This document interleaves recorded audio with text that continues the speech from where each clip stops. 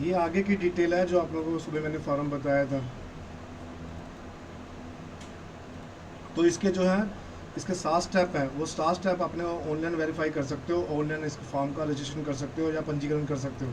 सबसे पहले तो यही मैंने आपको बताया था कि आपने फाइल खोलनी है, जो लिंक मैंने डिस्क्रिप्शन में दे रखा है उस पर जाना है। तो सबसे पहले तो आपने अपना फ़ोन नंबर इसमें ऐड करना है, जो भी आपका फ़ोन नंबर है वो इसमें आपने ऐड कर लेना है। फ़ोन नंबर ऐड करने के बाद आपके फ़ोन के ऊपर रजिस्टर्ड फ़ोन नंबर के ऊपर एक OTP जाएगा जो आप इसमें फॉर्म के टाइम फिल करा है, और जो आपकी मेल आईडी है उसके ऊपर जाएगा, और ये स्वैप मेल पे जाएगा। ये ध्यान है ना, अगर डायरेक्ट नहीं आता तो स्वैप मेल पे जाके भी आपने चेक कर लेना है। अब कई लोग मुझसे कंसल्ट कर रहे हैं कि मेरे को मैसेज नहीं आ रहा उसके ऊपर, तो स्वैप मेल के ऊपर जाके चेक कर सकते हो, वहाँ पर ये लिंक आ गया होगा।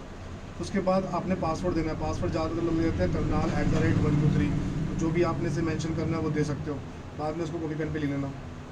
जैसे आप रजिस्ट्रेशन करोगे तो इसका अगला स्टेप खुल जाएगा। अगले स्टेप पे आपने क्या करना है, तो जैसे ये अगला स्टेप है तो यहाँ पर आ जाएगा, ये बोलेगा कि भी आपकी जो वेरिफिकेशन है वो सही है। तो अगर ये सब कुछ सही होगी तो आपने इसके ऊपर ओके कर देना कि हाँ मेरी जानकारी सही है।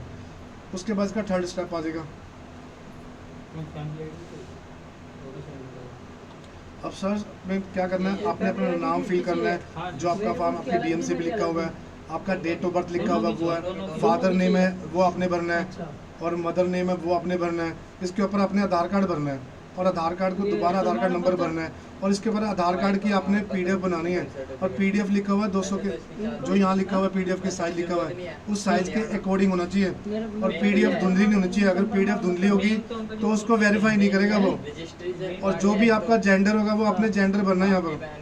फॉर एग्जाम्पल आपका जेंडर अगर मेल है तो अपने यहाँ मेल भरना है, फीमेल है तो फीमेल भरना है, तो जो आपकी कैटेगरी है वो भरना है। उसके बाद आप मैरिड है तो मैरिड का, अनमैरिड है अनमैरिड का। तो यहाँ पर लिखा आइडेंटिफिकेशन मार्क, जो भी अगर आपकी बॉडी पे कोई निशान है तो यहाँ पर आप मेंशन कर सकते हो। अगर नहीं पता तो आपको छोड़ सकते हो, पर इसके ऊपर स्टार है, अगर स्टार है तो आपको वो फिल करना ही पड़ेगा। इस चीज़ का ध्यान है ना, जहाँ जहाँ स्टार होगा वो आपको फिल करना पड़ेगा, सेकंड छोड़ सकते हो। उसके बाद इसका 4 स्टेप है। 4 स्टेप के ऊपर आपने अपने अपना एड्रेस भरना है, जो भी आपका एड्रेस है वो आपने प्रॉपरली भरना है, और एड्रेस आपका सेम होना चाहिए दोनों के ऊपर। अगर किसी वजह से आपका परमानेंट एड्रेस अलग है और टेम्पररी आप कहीं और पे रह रहे हो तो आपने अलग अलग भरना है उसको। फिर 5th स्टेप है। 5th स्टेप में क्या, अगर आपका डोमिसाइल है तो यस करना है, पर जैसे ही आप डोमिसाइल यस करोगे तो डोमिसाइल की सारी डिटेल मांगेगा, वो कब बना है उसकी डिटेल, और उसकी PDF भी लगी यहाँ पे लगेगी। कैटेगरी, जो भी आपकी कैटेगरी है, जनरल है EVS है, जनरल और EVS के अंदर कई लोग पूछते हैं दोनों में क्या हो गया। जनरल कैटेगरी के अंदर ही EVS का फॉर्म, एक फॉर्म रहता है इकोनॉमिकल वीक सेक्शन, तो अगर वो सर्टिफिकेट आपने बनवा रखा है तो आप इसमें भर सकते हो, उसमें भी आपको किसी प्रकार की छूट मिलती है।